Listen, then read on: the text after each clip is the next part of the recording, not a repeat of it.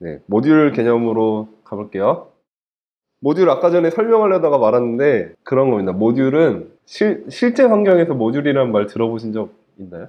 이런 거 생각, LG 폰 중에 엄청 최근은 아니고 한 1, 2년 정도 전에 모듈 개념으로 나온 폰이 있어요. VR 모듈, 카메라 모듈, 뭐 이런 것들 제공을 해줘가지고 핸드폰은 그대로 있고 뒤에 뭐 별도의 모듈들을 이걸 VR 모듈이라는 걸 끼우면은 걔는 이제 VR을 감상할 수 있는 폰이고 또 카메라 모듈을 끼면은 정말 카메라 동작이 월등하게 높아져서 정말 카메라 찍듯이 할 수 있고 뭐 그런 식으로 기능을 제공하는 LG 폰 뭐 하나 나온 게 있었거든요. G5요? 네, 맞는 것 같아요. G5 한번 찾아볼까? 그쵸. 딱 이렇게 나오죠. 모듈 이렇게 나오죠. 이런 거예요. 요거를 딱 느낌을 가져가시면 딱 좋을 것 같아요. 요 밑에 있는 게 이게 모듈인 거예요. 핸드폰의 요 밑에를 빼고 대신에 요런 걸 끼우면은 이제 소리를 더 이쁘게 나오게 해준다. 또 밑에 끼어 있는 게 이게 카메라 모듈이거든요. 이거 끼우면 이제 카메라 기능이 월등히 좋아진다. 뭐 이런 거고.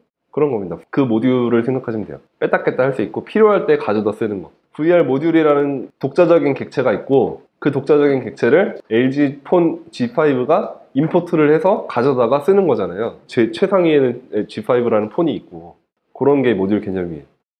용도에 따라 코드 조각을 분리해 놓고 그 분리해 놓은 거를 필요에 따라서 가져다 쓰고 너 가져다 쓰렴 하고 익스포트 해주고 그런 개념입니다.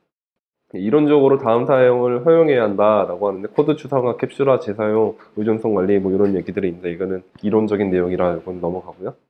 기존에 그런 모듈이란 걸 어떤 식으로 해서 만들어 썼느냐. 모듈이라고 하는 거는 독자적으로 있어야 돼요. 독자적으로 있어야 된다는 말은 또 완전히 동떨어져 있는 걸로 접근을 할 수 있어야 돼요. 접근이 제한이 어느 정도 되어 있어야 돼요. 즉 전역 공간과. 전역 공간에 위치하면 안 되는 상황인 거죠. 모듈로서 인식이 되려면. 그래서 자바스크립트 모듈 패턴이라고 하면은 보통 네임스페이스 패턴을 많이들 얘기하거든요. 이렇게 만들어 놓고 나서 그냥 어떤 함수를 만들 때마다 다 네임스페이스 안에 메소드로서 넣는 거예요. 뭐 객체를 만들 때도 네임스페이스 안에다가 다 넣고 그 전역 공간은 네임스페이스라는 변수 하나만 있고 그 변수 안에서 모든 게 다 이루어지는 이제 이 상태에서 여러 개의 파일을 분류하고 싶을 때 파일들에서 최상단에서 이런 식으로 하는 거예요. 네임스페이스는 만약에 네임스페이스가 이미 있으면 그냥 그걸 쓰고 없으면 빈객체로 만들어라 라고 하고서 매 파일들마다 이런 게 맨 위치로 무조건 들어가요.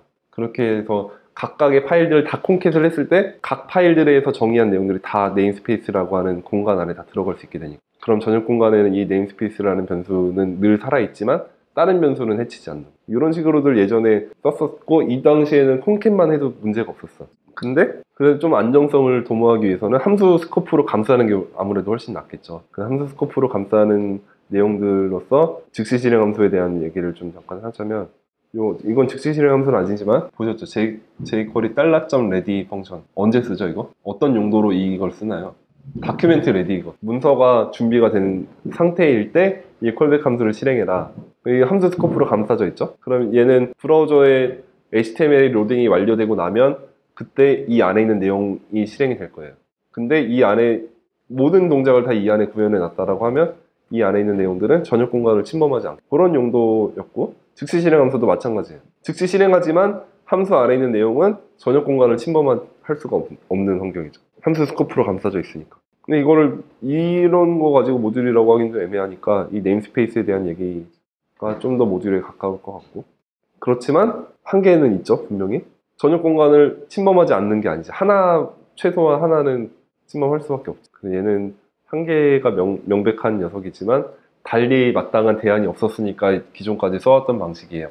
그럼 어떻게 하는 게 좋겠느냐? 모듈이라는 시스템을 만들고자 커먼JS라고 하는 진영이 등장을 했어요. 얘네는 뭐냐면 사실은 원래는 자바스크립트 에브리웨어, 그러니까 아무 데서나 자바스크립트를 쓸 수 있게끔 하자라는 기치를 가지고 등장했던 워킹 그룹인데요.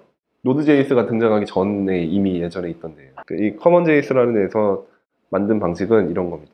얘네도 결국은 네임스페이스를 쓰긴 썼어요. 모듈이라고 하는 네임스페이스를 썼어요. 거기에서 이 스포츠라는 거를 쓰면은 math.js 파일에서 예를 들어 모듈.export라는 걸 쓰면은 이제 이 객체 안에 있는 내용만 익스포트가 돼요.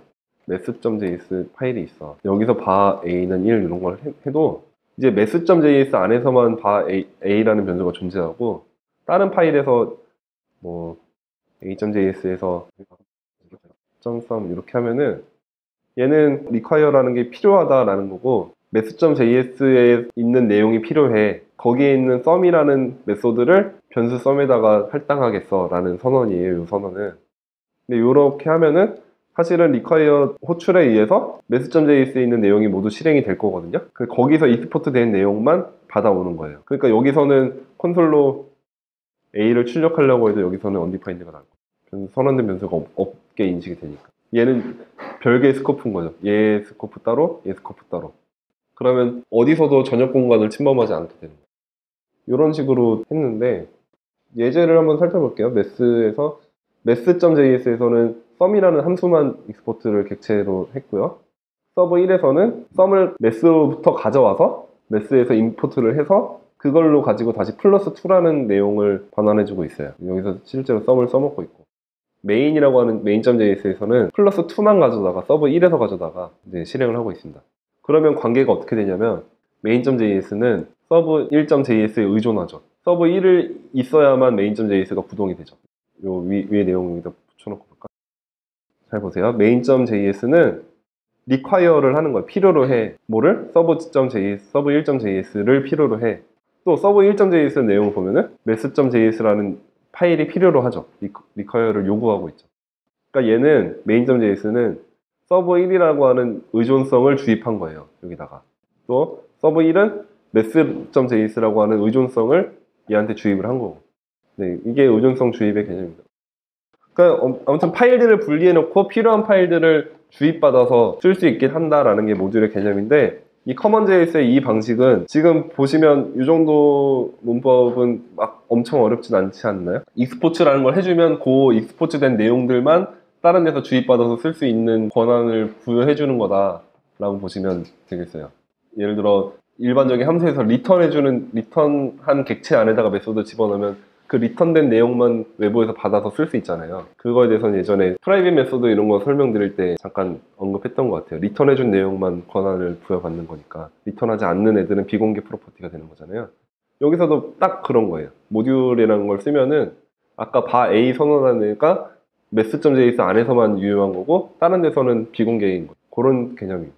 그래서 장점이 단순하고 직관적인데, 문제는 얘가 자바스크립트 에브리웨어를 기치로 삼은 집단이다 보니까 노드.js는 비동기로 파일 접근이 되거든요. 파일에서 가져와라 라고 하면 그냥 그 순간에 즉시 파일을 로딩해와서 그거를 여기다 변수에다 할당하는 게 가능해요. 근데 브라우저 환경은 그게 아니야. 여기서 브라우저 환경에서 이 문법을 딱 썼다라고 하면은 요거 요청은 할 수 있어. 요청은 하지만 요청한 순간에 바로 이 값을 알아서 여기다 넣어주는 게 아니라 동기적으로 이루어지니까 요 구문을 읽어서 요청은 했지만 플러스 2에는 undefined가 담겨요. 그럼 바로 넘어가 다음 줄로. 그러다가 다운로드가 완료되면 다운로드 완료됐는데 그때 뭘 해주는 추가 동작이 없는 상태인 거죠. 이미 다음 줄로 넘어가 있으니까. 그 플러스 2는 영원히 undefined 상태인 거예요. 그거를 비동기적인 거를 처리를 해주기 위해서 다른 동작을 또 해야 돼요. 미리 파일을 불러오게끔 한다거나 그런 식으로 좀 추가적인 동작이 필요해서 스크립트 파일 로딩 시에는 블로킹이 발생할 수 있는 문제도 있고 원하는 식으로 동작을 안 하게 되는 문제점이 있어서 깔끔하게 딱 떨어지진 않는 문제가 있습니다. 브라우저 환경에서는. 노드 환경에서는 커먼JS가 굉장히 직관적이기 때문에. 반대로 이제 커먼JS 진영에서 있다가 야 그래도 브라우저가 제일 자바스크립트 많이 쓰는데 브라우저 환경을 고려하지 않는 게 말이 되냐. 그래서 우리는 브라우저 환경에서 또 그런 파일을 비동기적으로 로딩해오는 거를 처리할 수 있게끔 해주고 싶어 라고 해서 에이싱크로너스 모듈 데피니션이라는 집단이 따로 떨어져 나왔어요. 걔네들은 문법 구조가 달라요. 문법 구조가 일반적으로 그 패턴 공부하실 때 의존성 주입하면 딱 등장하는 그런 문법으로 만들어 놨어요. define 이라는 거는 정의를 하는 건데 math.js는 필요로 요구를 하는 의존성들이 요 배열 안에 들어오고 그 들어온 의존성을 가지고 함수에서 인자로 받아서 그 안에서 그 주입받은 내용 가지고 만들겠다라는 문법이에요. math는 그냥 뭐 주입할 게 없으니까 그런데 리턴으로 이렇게 리턴해주면 리턴한 내용들이 익스포트가 되는 개념이에요.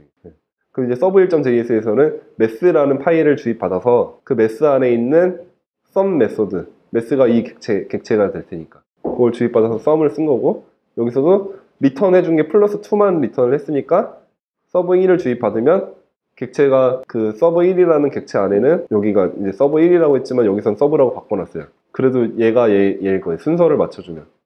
서버 1이 주입받았으니까 서브.+2를 하면은 여기서 주입받은 그거를 쓸 수 있다라는 그런 식이거든요. 근데 저는 이거를 실무에서 많이 썼는데 되게 불편해요. 뭐냐면 예를 들어 하나의 모듈을 만들었는데 주입해야 될 라이브러리가 되게 많아. 한 20개 돼. 그럼 이 배열이 20개가 돼요. 그리고 이 펑션 안에 인자로 받을 것도 똑같이 20개가 맞춰야 돼. 순서가 틀리면 에러나. 20개면 괜찮죠? 100개 된다고 생각해서요. 아, 이거를 찾아다니면서 얘랑 얘랑 똑같이 매칭이 돼 있나, 그리고 여기서 받아온 명칭을 여기서 똑같이 쓰고 있는가, 이거 찾아다니는 게 진짜 일이에요. 근데 또 여기선 주입받을 때는 문자열로 받아야 되고 여기는 변수명으로 받아야 되고, 그래서 의존선 주입 개념을 이해하기에도 난이도가 높으며 소스의 순서를 지켜야 해서 오류 발생 가능성이 상당히 높았어요. 제 경험상으로. 그치만 그럼에도 불구하고 많이 쓰일 수밖에 없었던 이유는 브라우저 환경에서 비동기로 로딩이 가능하게 되어 있어서 대규모 사이트에는 적합할 수밖에 없었죠. 네, 얘네 둘에 대해서 좀 더 잘 알고 싶으신 분은 네이버 D2 링크를 걸어놨으니 가서 보시기 바라고요. 그럼 현재는 더 많이 쓰이는 게 뭐냐라고 하면 그냥 의심의 여지 없이 커먼JS가 많이 쓰여요.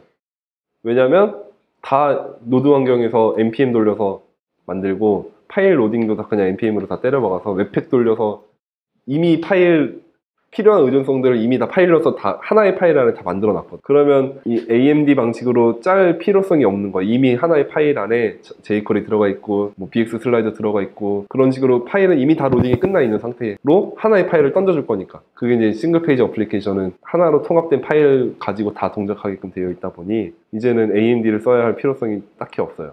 그래서 현재는 대세는 커먼JS인데 그것조차도 이제 ES6가 표준이 나왔으니까 이제는 대세가 바뀔 거라고 생각합니다. 노드에서는 여전히 커먼JS를 쓸 수밖에 없는데 브라우저 환경에서는 안 써도 되는 환경이 열렸어요.